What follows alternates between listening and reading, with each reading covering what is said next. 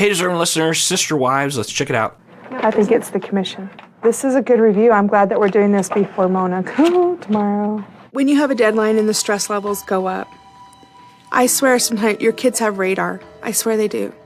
And it's like the minute you start to get stressed about a deadline, of course, they are going to act up, and it's going to be a doozy. All right, so to catch you up, I am now on season 6, and I watched the entirety of season 5 without recording any reactions to it, because if I'm going to get to season 19, which I believe is airing right now, sometime within my lifetime, I've got to go quicker. So I did take notes, though, on season 5, and some notable moments. Mary gets a house that's the size as...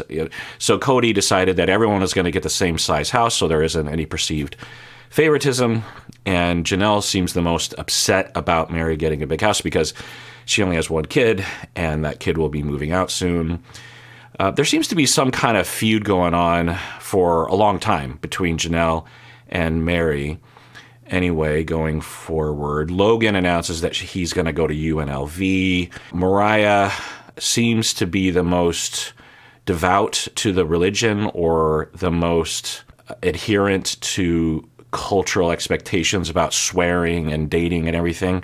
They did get approved for the 4 house loans. They hang out with another polygamous family. It seems to be a common theme on the show is to travel somewhere and hang out with another polygamous family. I'm guessing that the show puts them up to that, and I'm guessing that the show puts them up to that, and Cody is in favor of that because they're, I think, trying to normalize polygamist families. You know, if they wanted to normalize polyamory, then fine. But polygamy is based on a traditional sexist notion. I don't need to go over this again, but so there's that. Also, the family met with former members of the polygamous group that they're from, I believe, and they were talking about how they were abused. They didn't like polygamist groups because of their experience having been abused. And Christine is very moved by hearing that these polygamist people had been abused by their father. And Christine says that she didn't know that men can be bastards, which makes me wonder, because I'm always wondering what's going on behind the scenes. Is Cody abusive? Is he not? Do these women come from abusive backgrounds, or do they not? It's easy to look at polygamous groups and just assume that there's cult elements and abusive elements, and certainly there is a unfair and biased approach to power and control and privilege against women. So that's inherently abusive, right? But I'm always wondering, because people will email in or comment below talking about how Cody is this monstrous human being, and I keep looking for the signs, assuming that I'm going to see something. Certainly, there's a lot more seasons left, so who knows? But and also, I'm just interested, of course, as a marriage and family therapist reacting to a reality TV show about the real relationship between the folks. And of course, I know that they're only showing to the cameras what they want to show, and the editors are only leaving in what they want to include. So if there's a big problem like abuse, I'm assuming that they're probably going to not show that to the cameras, and they're probably going to excise that.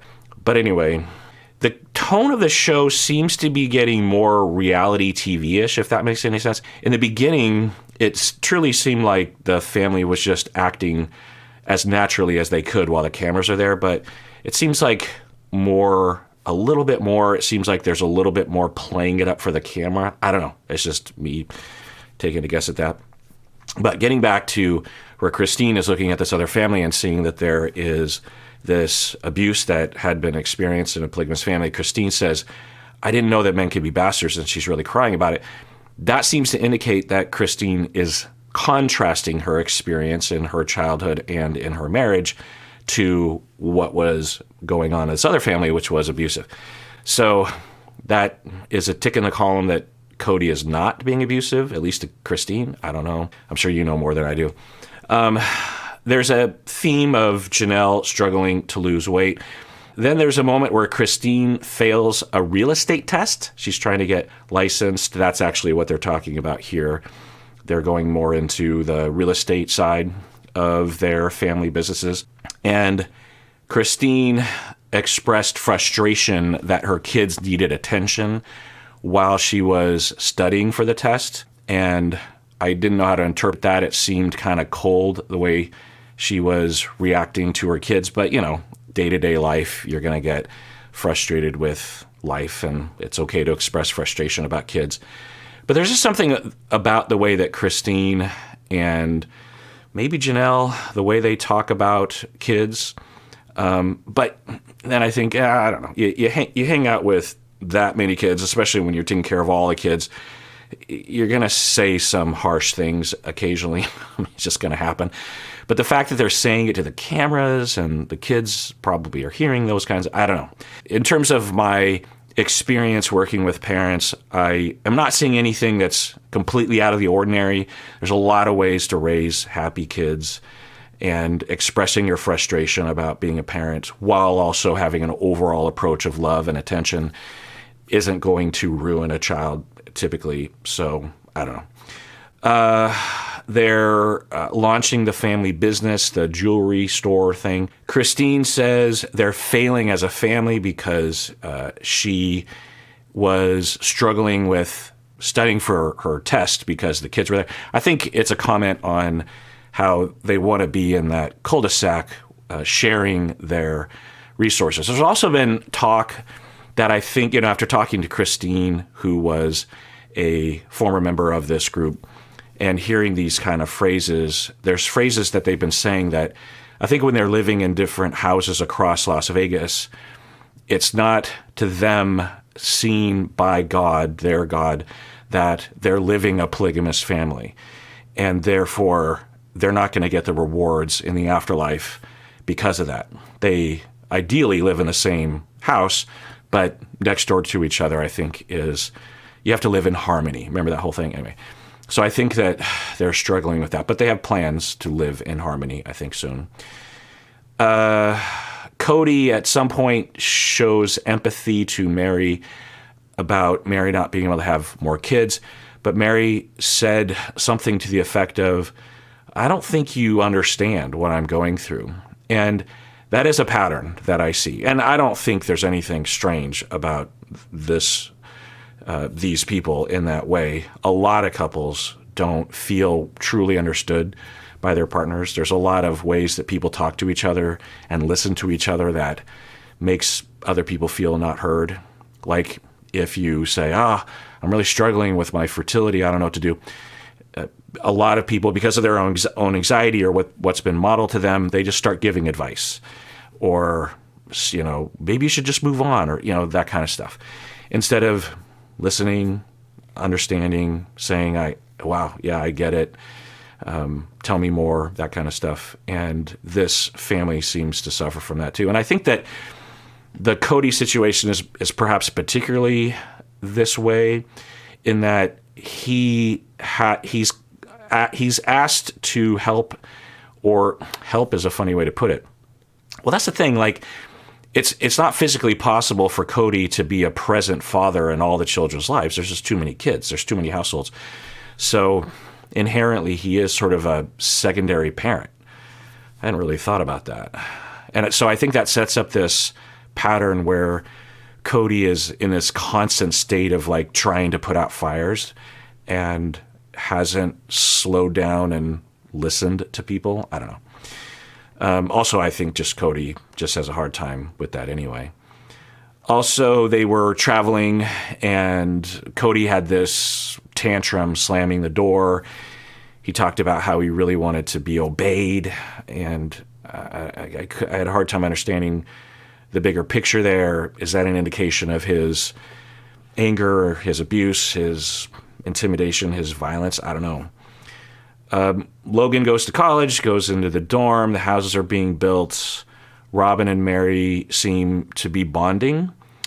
They seem to really want to be closer as a family. Janelle seems like she's not as interested, and she's, at least they don't show it in the edit that she's interested in that. Christine, I think, is on the fence about that.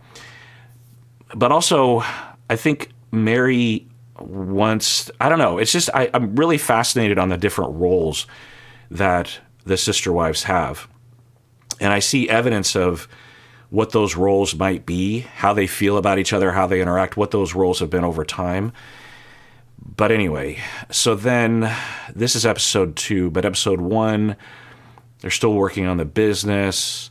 Christine and Robin are fighting about the business a little bit because Robin is basically in charge of the jewelry business, and there are times when Christine, she wears her heart on her sleeve. She doesn't really have a filter, and so Christine would like groan, like, "Oh boy, I don't like that idea," or "Oh, that's going to be a lot of work."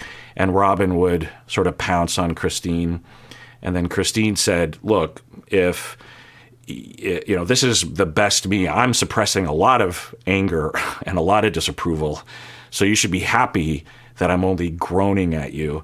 I don't know how to read that. It kind of makes Robin look like a tyrant of some sort. On the other hand, they all seem to be on. That's the whole thing about this. Is like, if they don't want to be in a polygamous family and they want they want a husband all to themselves. If they don't want to have a business for jewelry where they're all working together, then I assume they can make those choices. It might be hard, but they can make those choices. But they choose to do it, and then it makes the person, it's sort of like, I don't know if you're familiar with the Beatles when they were breaking up. Paul McCartney came across as sort of a jerk face because he was trying to hold the band together, but it was because the band was saying, we're trying to stay together. And Paul said, okay, well then we've got to start recording, we've got to start touring, we've got to start doing this thing, and then everyone would drag their feet. So I think there's some element of that.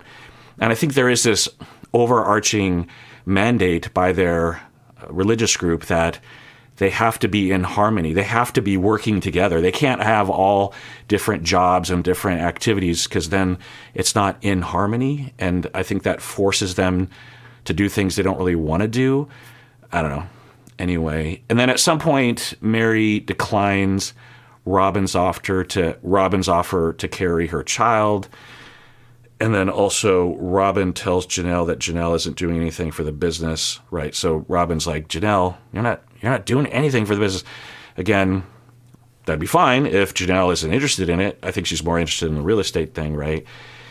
So I can't tell if Robin is just imposing it, or Robin is appealing to Cody and Cody is imposing it, or if they're just going through the best guess I have is that as Robin entered the family, as they move to Las Vegas, as they try to figure out new jobs now with their new fame and all this kind of stuff, they're trying to figure out where that's all going to fit.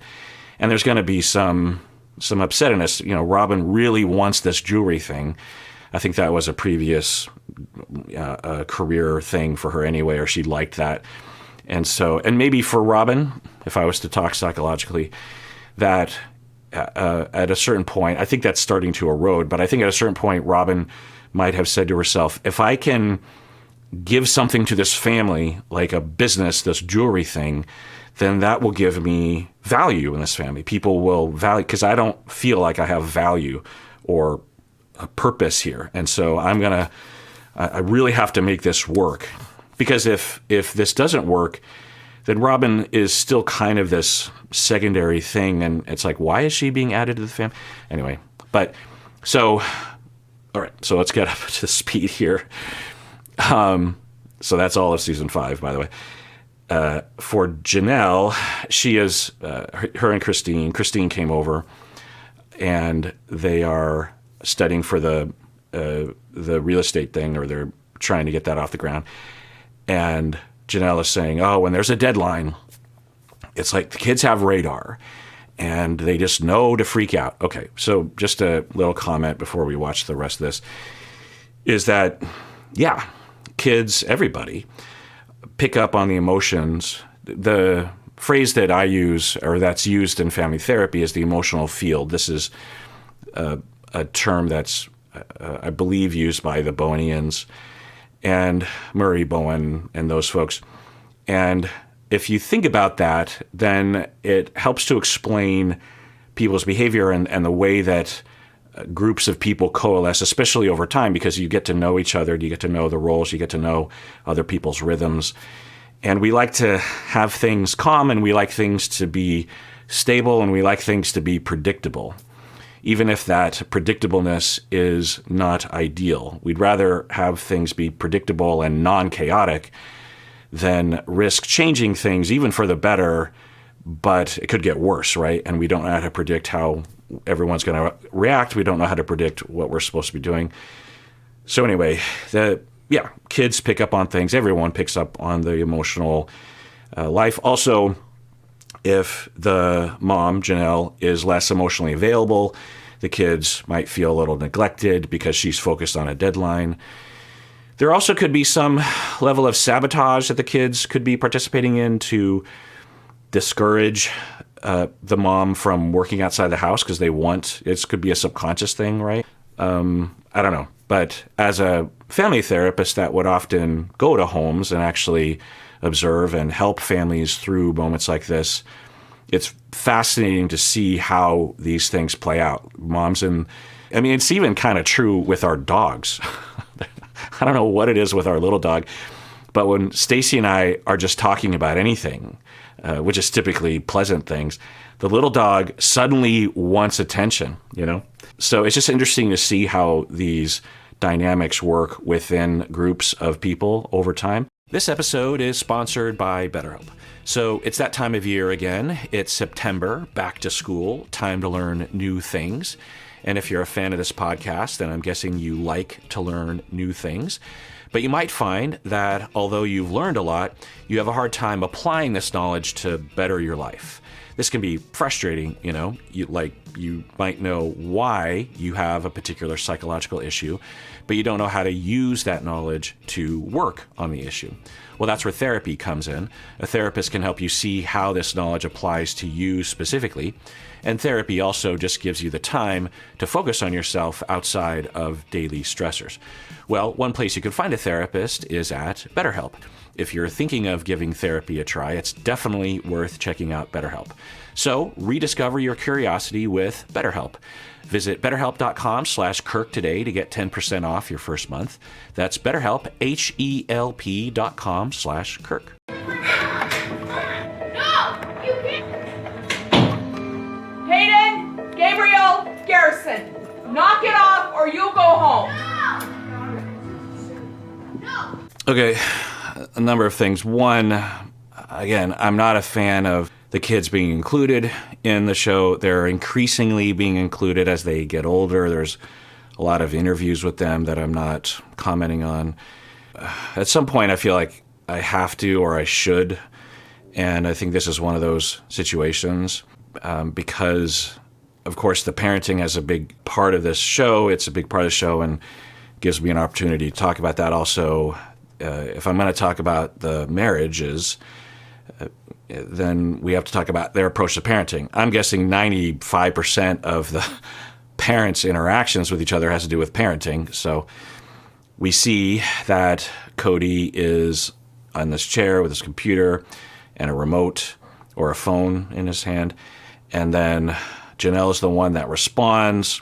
So that's just something to observe. It's certainly what we've seen before, that the mothers are in charge of the first line of discipline or of addressing the kid's behavior, and Cody avoids. That's the way it looks. We've only seen a few instances of that, but we're seeing another one here. We also see that as the camera is coming upstairs, one of the boys slams the door in the camera's face. It should tell you something, that even though the child or the parents signed a consent to have the kids on the show, the kid is not wanting to be filmed in that moment. So that should be honored, right? Which I'm guessing they're not going to. So then we see Janelle go to the bottom of the stairs and yell up the stairs. Okay. Certainly that can work at times. There's more effective ways of getting kids to change their behavior. If you go to them they're much more likely to respond to you, and you can see what's going on a little bit more. But, sometimes you just don't have time or the patience to do that. You just yell up the stairs. So we're seeing, and maybe this will work. Let's see how it works. Hayden, Gabriel, Garrison, knock it off or you'll go home. Peyton, Gabriel, and Garrison. Right. So Peyton is Christine's, and Gabriel is Janelle's, and Garrison is Janelle's. So I think she's saying Peyton will be going home. So I didn't see that, but so Christine came over, but it sounds like she also brought maybe Peyton. Anyway. Oops. You're done. You are done. Hayden, you go home. You're done. So then she says, Peyton, you go home. You're done. They're editing it. Janelle's reacting to something, I assume, and we're not being shown what she's reacting to. So there's a lot of content that we're missing out.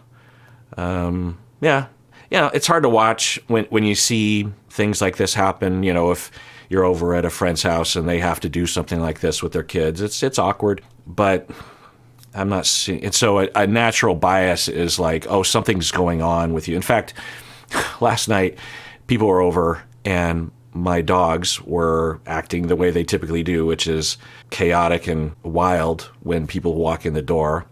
The big dog just wants to love everybody, and the little dog is terrified of everybody, so they're running around barking and doing all kind of stuff. And my friend was not liking it. Most of my friends and family have dogs, and I always like that because they understand. But not every one of my friends has dogs or big dogs, and so they seem a little out of their element, which I try to adjust for. But anyway, so he's looking at me, and I'm like, it's just, if you're coming over to my house, this is, I'm sorry, this sucks for the first 5 minutes. And I also said that Stacy has trained the dogs forward and backwards. We've taken, she's taken them to classes. We've had consultants. And there's only so much you can do. Dogs are dogs, and they're not going to be at perfect attention, or they're not going to obey every single thing you say. Some dogs will. I mean, I grew up with a dog that we didn't train at all, and she was so smart. She was a miniature schnauzer. She was so smart. I think she understood English. We would just talk to her, and she would do what we told her to do. And in the 70s, we didn't have any of the skill or the know-how on how to train a dog. So some dogs, some breeds, it's just harder. So, and my friend seemed to indicate that he thought that we should do more training. And I'm just like, at a certain point, you have to just say, these are our dogs. Plus, I think even with more training, they would still be hyper when people come over to the house. Anyway, so in that way, it's just like when there's chaos, you want to blame something. And so there's chaos right now. And so there's an impulse to blame Janelle and Cody. But, sometimes it's just chaos. I just can't really tell. Let's watch some more. I will say that you would think that Janelle and Cody, knowing that the cameras are there, you think they would approach this in their best way possible. It doesn't look like the best way possible. Like Janelle could have, rolled her eyes, gone upstairs and said, okay, what's going on? That's the best thing you can do often as a parent. Because sometimes all you got to do is just be there and be open and ask what's going on. And the kids will regulate themselves. You don't even have to tell them what to do. So to yell up the stairs, maybe that would work, but often that's just, they don't really hear it. Plus, if they're in their immature way feeling like they're being put upon by, I'm guessing, it sounds like Peyton and Gabriel and Garrison were having some kind of fight.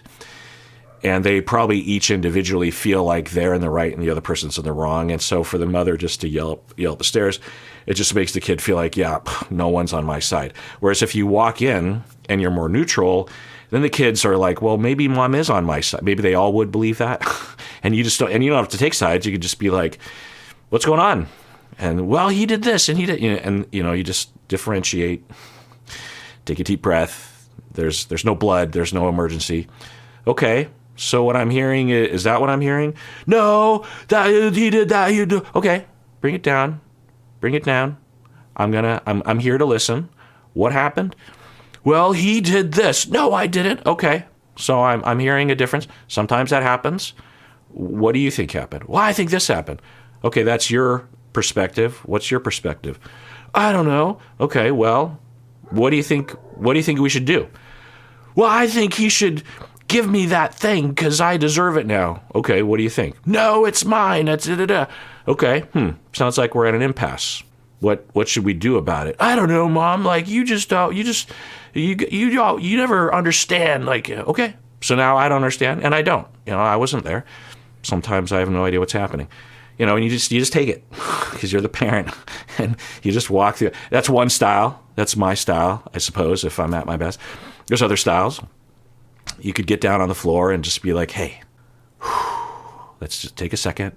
That's one thing that you can do as a parent is when the kid is like 2-3 years old, you introduce and repeat this emotional regulation process. And you'll see kids like this, sometimes they'll show up on YouTube or TikTok or something. Like the prime example that I think of is, and it's horrible, the whole Jimmy Kimmel pranking your kids on Halloween night or the next day, and he's like, I ate all your candy. And then you film the kids and their reaction. You see regardless of how horrible this is, you see a wide variety of reactions from the kids. And some of the kids become completely unglued. Some of them become violent. You're like, wow, yeah, sure, you're upset, but you're going to become violent with the parents. It says something. Whereas some other kids would, with a tear coming down their face, be like, that's okay, Mommy. I still love you. Like, what does that say about that kid? It says something, right? And it says something about the dynamic. It says something about the parenting. Other kids will say something, a tear will be coming down their face. They'll be like, well, Mom, Dad, I'm very angry, using an I statement. I'm very angry that you ate my candy. But I guess everyone makes mistakes sometimes. So when a kid says that, they clearly were told that over and over again. And given the ability to regulate their emotions and talk their emotions, and they're not rolling over, but they're also not going to like completely come unglued. So they have a way of processing that. So that's another thing you can start early. So by the time they're at this stage, you'll have that routine. Okay, what do we do? Deep breath. What are we feeling? What's the emotion happening? Okay, you're all angry and frustrated. What happens when we get angry and frustrated? We become flooded. We can't think straight. So let's deep breath, that kind of stuff. That's another thing you can do. So let's see what they do. Did you really do that? Yes. Too bad. Let me look at this so I can... Too bad. You're grounded. You turned that off in the middle of his game. That is the worst possible mean thing that you've done all day. Yeah. I hate it when people judge other parents, so I'm going to give Janelle the benefit of the doubt. There's nothing, especially when I think about the potential other things that could have been done here, like the other thing. And there's thousands of other approaches that would be okay. And this might be fine. It might work out in the end. There's a wide range of ways, but let's rewind this. You are done. Hayden, you go home. You're done. Really? Did you really do? So I'm forgetting the kids' names, but the younger one is upset, and apparently the older one turned the video game off, presumably in the middle of a game that he was, he hadn't saved yet or something, and he's upset, and clearly that was a build-up to a fight, right? That it wasn't just the older kid turning off the video game right away. I assume that Peyton is not one of those kids, because I'm assuming, because we have seen this before, right? The the Hunter, Garrison, Gabriel. So I'm guessing that's Gabriel, and then the other one is Garrison. Because Hunter's a little older now by this point. Anyway, it doesn't really matter.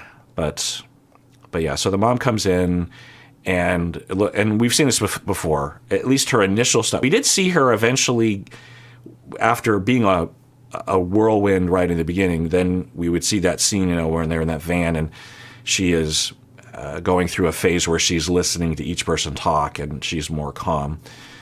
But anyway, she could also, Janelle, feel humiliated that this is on camera. It's not a thing that I would see as a family therapist, that I would go to homes, and when the kids would be acting out, I wouldn't be judging the parents because it's my job, and I've seen a million times worse typically. But the parents would just be mortified that I'd be witnessing it. So I'd usually have to reassure the parents, like, even if you made a mistake right there, I'm not judging you. Like, parenting is fucking stressful and hard. So, know that I don't have any negative thoughts about you in this moment, or your kids. Kids are kids, and they're gonna get upset, and they're gonna come unglued. They're gonna be in a bad mood. Maybe it's bedtime. Maybe blood sugar's low. Maybe they're stressed out about something. But anyway, and of course the camera is here filming the kids. This can't be good. Yeah. I'm just going to take a guess and say that kid, if someone asked him, do you consent to the cameras being here? Do you consent to this being broadcast? He would say, no, I do not consent. Just because they sign the thing, or the parents sign the thing at the beginning of I'm guessing the contract literally says, in perpetuity, you are giving us the right to do this. And at no point are they given the opportunity to consult with an independent legal consultant that would be able to say, you can rescind that consent at any time. Plus, the pressure from the parents to make them sign that. We've heard that in other families too, like the Duggars. So, yeah, I don't know, but maybe he's cool with it. I can't put thoughts into his head. Yes. Too bad. Let me look at this so I can. Too bad. You're grounded. You turned that off in the middle of his game. That is the worst possible mean thing that you've done all day. Did you really do it? Yes, I did. Okay, you're done. Sorry, we'll pick up your game in a couple of days. Okay. Well, we can use it as a jumping off point. Just very briefly, what Janelle could have done, in addition, is said to the older boy, okay, what was going on? Why did you do that? When you ask that question, kids are like, I don't know, or something. But if you set up a pattern of language and evaluation, you might even I would do this, you just throw stuff out there. Okay, I'm going to take a guess and say that you were upset at your brother for something. That's why you turned off the game. Am I on the right page? Maybe. Okay, well, what were you upset about? What was going on there? I'm not saying it's right, but usually we do stuff like that because we're upset. So were you upset? So just by having that conversation, it helps the kid to understand their emotions a little better so that when they have an impulse like that in the future, they'll say, oh, maybe this is upsetness. Maybe I'm hurt. Maybe I'm angry. That little awareness gives an opportunity to route, this is true for all of us, that if we don't take the time, if we don't have the awareness of our emotions and our impulses, then we're just like, stuff comes in our head and we just act. That is undifferentiated. That is chaotic. That is a recipe for utter disaster. The thing that makes us human in a lot of ways is the ability to reflect on our own mind. Within our mind, we can look at our mind, which is weird. And when we do that, we are given an opportunity to make a choice about what we do. We look at that. We say, "Oh, I'm having an impulse to turn off the game. What's going on with me? I must be angry." I wasn't aware of that until I zoomed out a little bit. I must be okay. When there's two things. When I'm angry, I don't act normally. I'm not making decisions that are typical to me. I'm more amped up. I'm more upset. I'm more impulsive. I'm seeing things through a lens. That's one awareness. The other is, well, what can I do with my anger? what are the different options? I could turn off his game. That would be a way of expressing my anger. I could scream. That's another thing. I could hit him. I could say, hey, you made me angry. I could walk downstairs and get a glass of water. I could just go to another room, take a break. I could take 5 deep breaths or whatever. Once you can do this, you know that you're not in the right state of mind to make a decision, and it gives you an opportunity if you have, it's 2 things. One, you need to be aware, and you also have to have ways of directing yourself when you have that emotional experience. So she could have, and maybe she does that all the time, but in that moment, there was an opportunity for that. So were you angry? Or what were you feeling? I don't know. Maybe you were angry? I don't know. Well, I'm guessing you were probably angry. I'm guessing you were angry because you were hurt. You got your feelings hurt. Something. I don't know. Something along those lines? I don't know. I've had a lot of these conversations with kids. And in the beginning, they just say, I don't know. And then, but if you keep at it, because they want to learn this stuff. They want to be good at it. And if you lay it out for them, if you build it, they will come. And if you just lay out that emotional awareness talk, they will come. You don't have to drag them. You model it yourself. You say, okay, right now, I walked in this room and I'm angry because I was hoping you guys would get along. I'm kind of humiliated because the cameras are here and I feel like everyone's going to judge me as a bad parent. And so I'm not seeing things straight right now. So I have to take a couple breaths right now before I do something that I'm going to regret later. So that's what I'm doing. And I'm also hurt because I love it when you guys are getting along and you guys aren't getting along right now. And that hurts me. I'll live, but that's what I'm going through right now. What are you guys going through? I don't know, but you've laid it out. You're modeling it, and if you rinse and repeat that, eventually they start coming around. All right, well, let's adjourn there. Tune in next time when I continue watching, if you want to. And everyone out there, please take care of yourself because you deserve it. You really, really do.